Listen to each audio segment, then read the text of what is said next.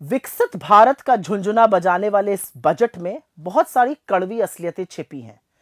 143 करोड़ के इस देश में बेशक 3 करोड़ 20 लाख लोगों को इनकम टैक्स से, जो इनकम टैक्स भरते हैं, उससे कुछ राहत मिली होगी, लेकिन 140 करोड़ जो बाकी हैं उनका क्या? उनको कोई फायदा नहीं मिलने वाला है। और इसीलिए बजट में छिपी जो असलियत है उस पर चर्चा जरूरी है। बजट में इस वित्तीय वर्ष मतलब 2024-25 में असल में पूरी कहानी है, क्योंकि खोखले दावों को भूल जाइए, आंकड़े कुछ और बता रहे हैं। सबसे पहली बात, आर्थिक मंदी, सरकार इसको नकारती है। प्रमाण है रेवेन्यू रिसीट का 41,000 करोड़ से ज्यादा की गिरावट। टैक्स रिसीट करीब करीब 26,500 करोड़ की गिरावट हुई है। फिर कैपिटल एक्सपेंडिचर खूब जोर शोर से प्रचारित किया गया था, उसमें करीब करीब 93,000 करोड़ की गिरावट है। और इसीलिए ना नौकरियों का सृजन हो रहा है, ना निजी निवेश हो रहा है।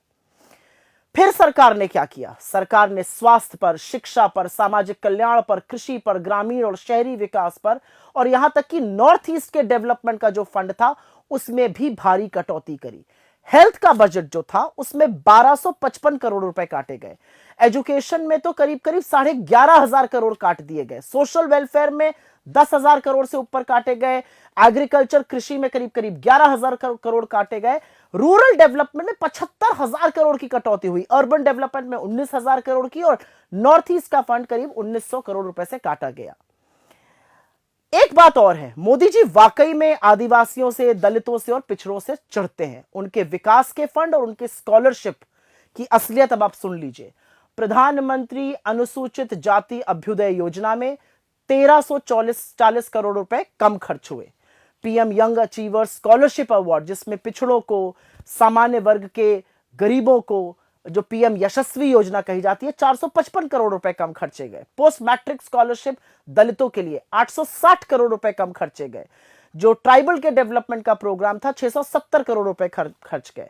और तो और जो सरकार के खुद के बड़े योजनाएं, खुद के बड़े कार्यक्रम थे जिस पर दिन भर जाप किया जाता था, उनमें भी लगता है सरकार का विश्वास अब डगमगा गया है। बड़ी योजनाओं में भी कम खर्च किया गया या उसमें कटौती हो गई। प्रधानमंत्री आवास योजना शहरी 16,501 करोड़ रुपए की कटौती हुई। रूरल में, ग्रामीण जो आवास योजना है उसमें 22,000 करोड़ से ज्यादा कम खर्च किए गए। जल जीवन मिशन में तो 74,000 करोड़ रुपए काट दिए गए।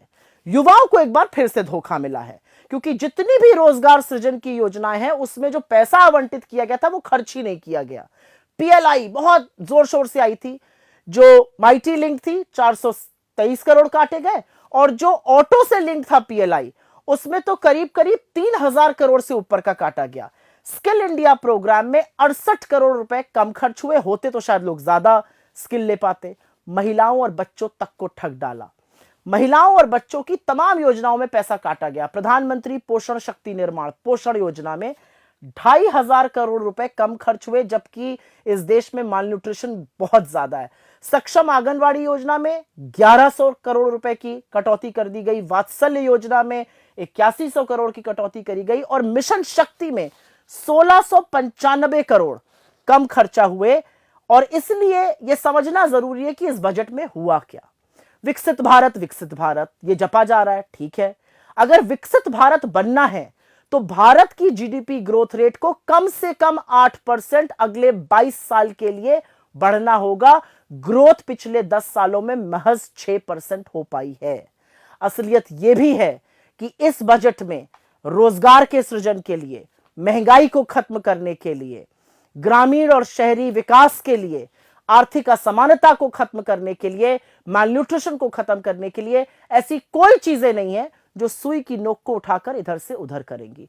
और इसीलिए झुंझुना बजाते रहिए, लेकिन कुछ तो काम किया होता बजट में। बजट के आंकड़े और सरकार के खोखले दावे वाकई कुछ और कह रहे हैं।